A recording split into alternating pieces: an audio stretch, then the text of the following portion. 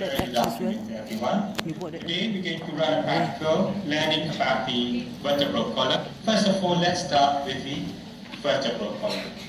So the vertebral column consists of 33 vertebrae altogether.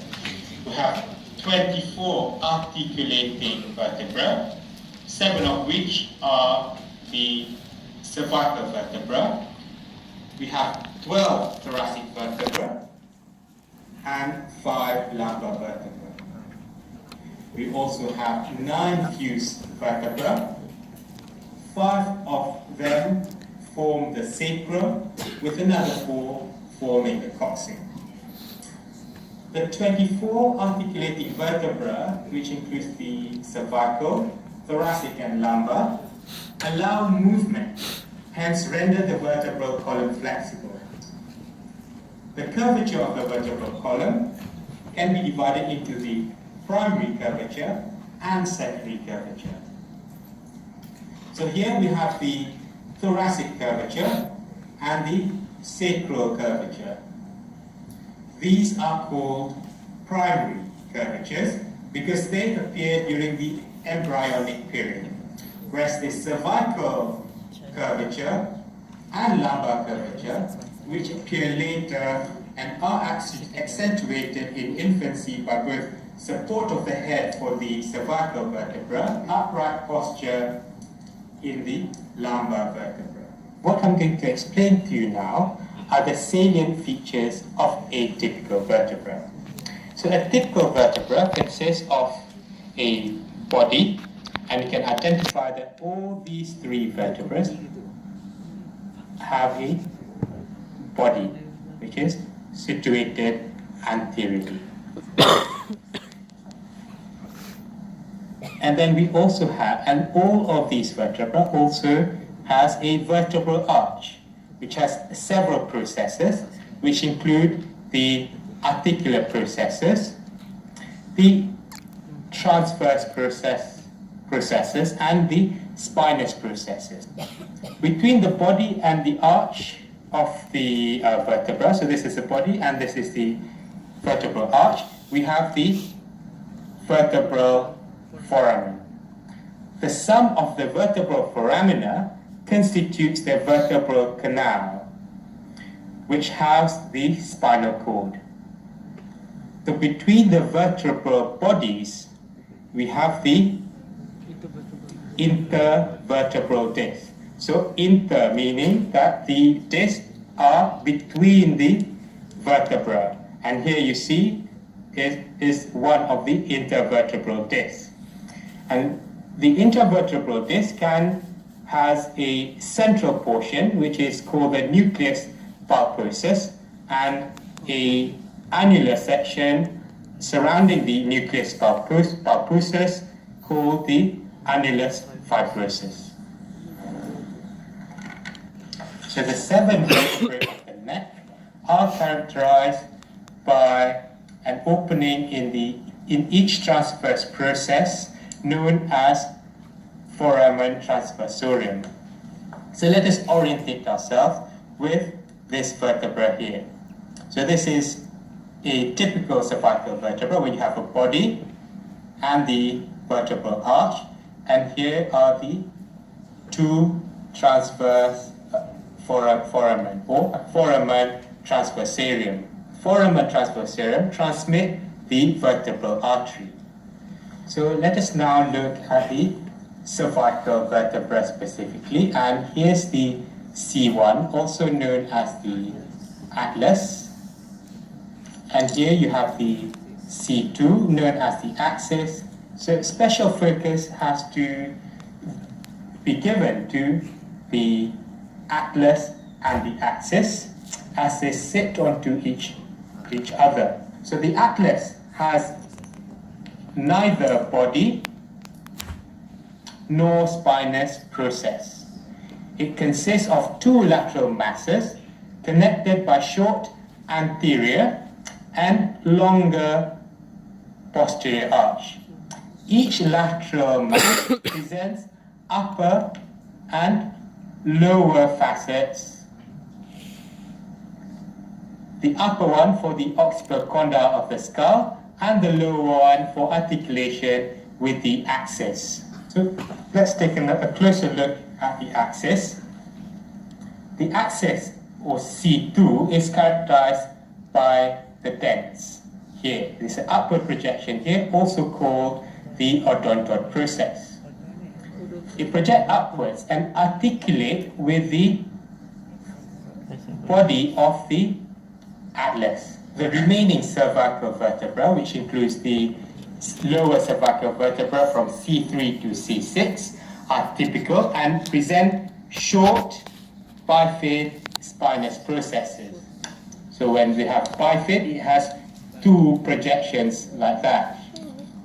The bodies are small and oval in shape. Let's have a look at the thoracic vertebra. As you can see here, you have the cervical vertebra there, and immediately underneath the C7, the seventh cervical vertebra, is the first thoracic vertebra, also called the T1. And then there are 12 thoracic vertebrae altogether. It's from T1 to T12. Do take note that all thoracic vertebrae articulate with the ribs.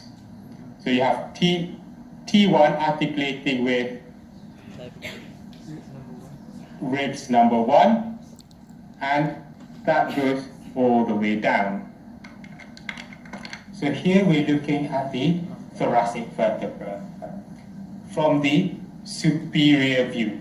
So you're looking from the top down. And here you have the lateral view. So you're looking at this vertebra from the side, the superior view of the thoracic vertebra. So you have the body, you have the transverse costal facet, and you have the spinous process at the back. So this is anterior, posterior, vertebral body, vertebral foramen. So typical thoracic vertebra has a demifacets for the heads of the ribs. From the lateral view, you can appreciate that the spinous processes of the thoracic vertebra are long, slender, and it slopes downwards. Now let's look at the lumbar vertebra. And here I've orientated the vertebra in the superior from superior view as well as the lateral view. So this is looking at the vertebra from the top, and this is from the side. So what you would notice is that the body of the lumbar vertebra is also kidney shaped, and they're short and thick. The spinous processes are quadrilateral and project horizontally backwards. The fifth lumbar vertebra is usually the largest vertebra and is mainly responsible for the lumbosacral angle, which is the angle between the lumbar part of the column and the sacrum. We've looked at the characteristic features of the cervical vertebra, the thoracic vertebra, and the lumbar vertebra. And very quickly, familiarize yourself with the sacrum and the coccyx. This is a lateral view of the neck, and here you find the side of the neck. The side of the neck is bounded clearly by the anterior median line of the neck, posteriorly by the anterior border of trapezius. And this side of the neck is crossed by a muscle known as sternocleidomastoid. This sternocleidomastoid divides the neck, side of the neck, into two sides. The posterior triangle behind and the anterior triangle on the front. The posterior triangle is bounded anteriorly by sternocleidomastoid, posteriorly by the anterior border of trapezius, and below by the clavicula.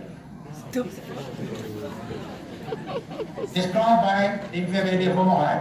It divides it into two triangles, a triangle above, often called as occipital triangle, and a triangle below. the lower part of the posterior triangle. This picture shows the floor of the triangle. And the muscles of the floor, they are splenius capitis, levator scapulae, and scalp medius. The roof of the posterior triangle is formed by the fascia, extending from sternocleidomastoid muscle to trapezius. Now in this model you find this muscle is sternocleidomastoid. Here is trapezius. This is the region of posterior triangle. Very fine. The inferior femoral.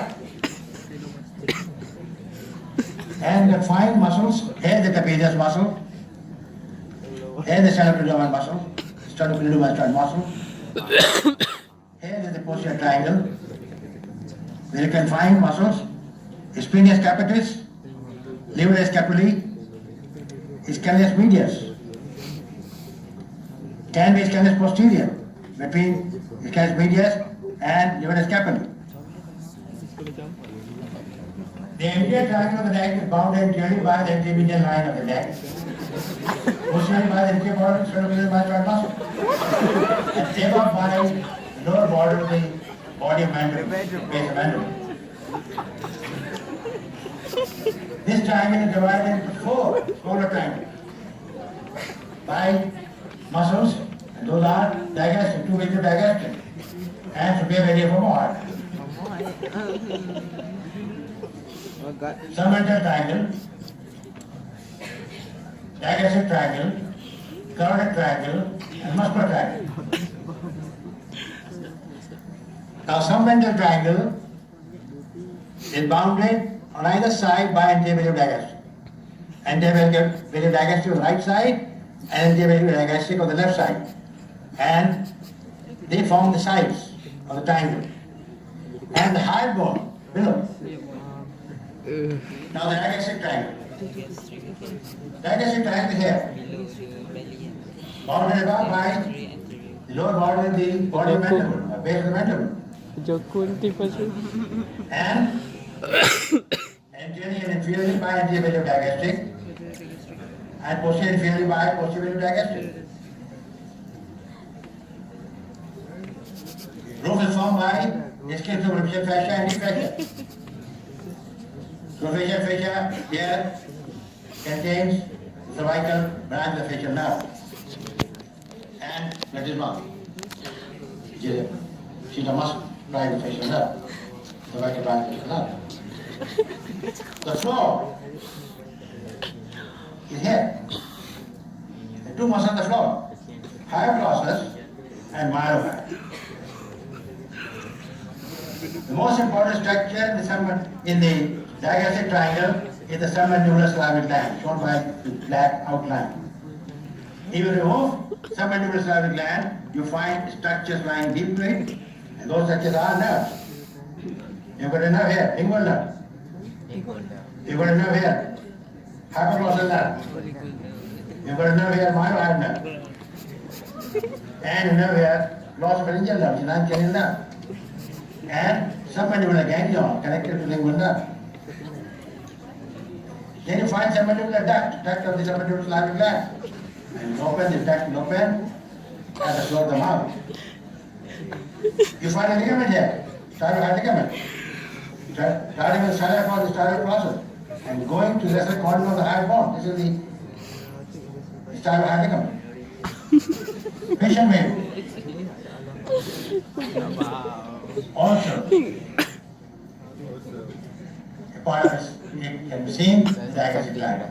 That's submandibular gland and the facial vein. Facial vein is here. Here is the retromandibular vein, divided into two branches.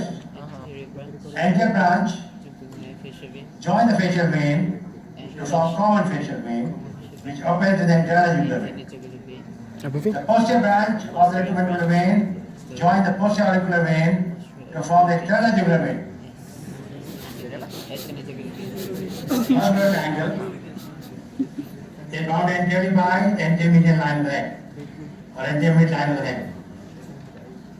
Posteriorly above by superior femoral, posteriorly below by anterior border of the sternum asteroid. Udah dia gelap balik. And those muscles are, look here, you got a muscle, sternothyroid,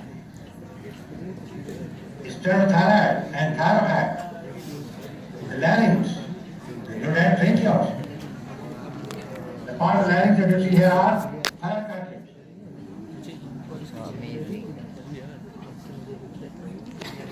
Cricoid cartilage. Then in the muscular triangle you also find thyroid gland. Let's talk about the carotid triangle. Bounded posteriorly by anterior border sternum asteroid muscle, superiorly by the posterior digastric, and anteriorly by the superior basal femoral. Roof is formed by skin, superficial fascia, and deep fascia. Now the main structures are the common carotid artery, the external carotid artery. You find the branches of these arteries, external carotid, because internal carotid does not give rise to any branch in the neck. In the external carotid, it gives rise to branches, and many of them arise in the carotid triangle. And what are those? Suprathyroid artery, lingual artery, facial artery. Then occipital artery.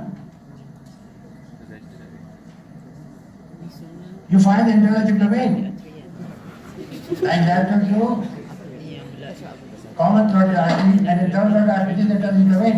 That's where the carotid triangle. Then you find nerves.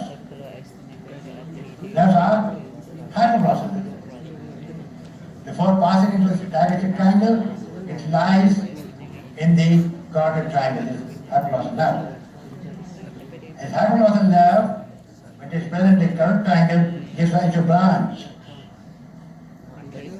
which runs down and joins another nerve. It comes from ventral lamina of C2 and C3, and they form a loop called ansa cervicalis. Ansa cervicalis, this loop, supplies muscles, and those are sternothyroid, sternocleidomastoid, not shown here, and both the bases of femoral. The belly femoral is belly femoral. It is branching to belly, the branch between female.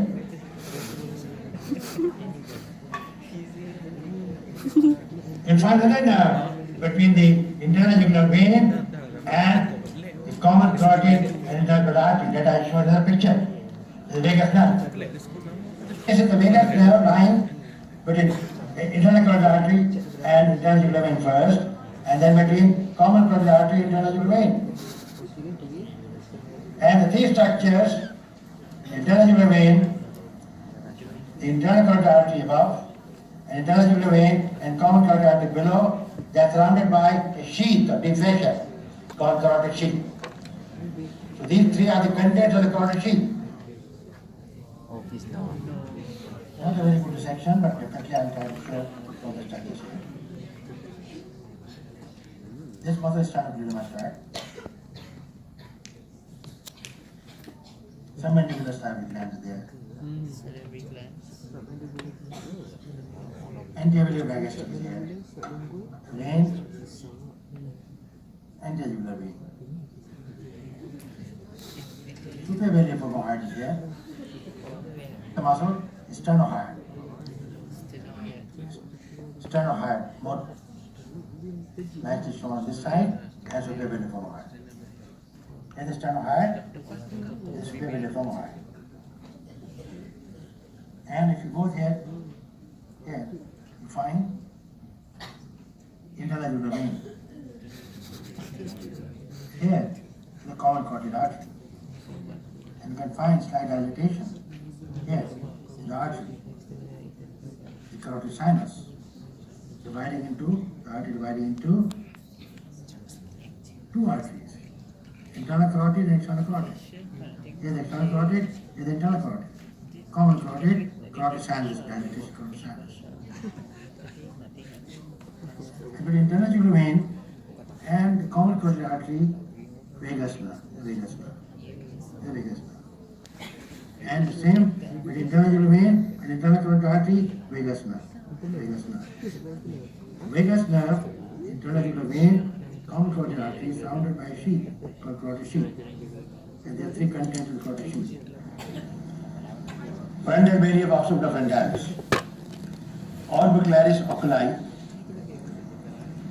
then the muscle, levator labii superioris and equinari. Levator labii superioris. They are not very careful. The levator labii superioris, the levator angularis.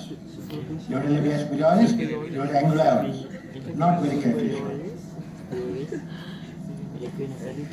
Zygomaticus major and minor, two muscles are here. Buccinator, different angula oris and different labia inferioris. Here is mentalis. All these orbicularis oris. Orbicularis oris. And facial artery,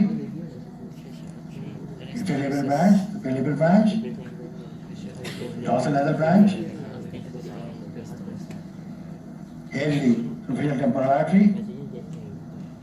Here is the masseter muscle. Carotid salivary gland, carotid duct.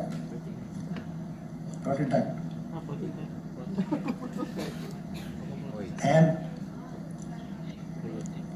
branches of carotid of the facial nerve, they have shown absolutely wrong. What wrong? But they pass through the carotid salivary gland, not superficial to it. What implies from this picture is that some part of the carotid salivary gland is removed. That's why they've shown this. That's why they've shown inside. And those nerves which are shown, marginal mandibular, upper buccal, lower buccal. Other branches have not Dia been tak shown. lalu Those atas. are zygomatic Dia lalu and dalam. temporal. Here is Dia our tak lalu temporal. atas. Itu salah. Zygomatic temporal nerve. Zygomatic temporal nerve. Auricular temporal nerve, zygomatic temporal nerve. Assalamualaikum and a very good afternoon.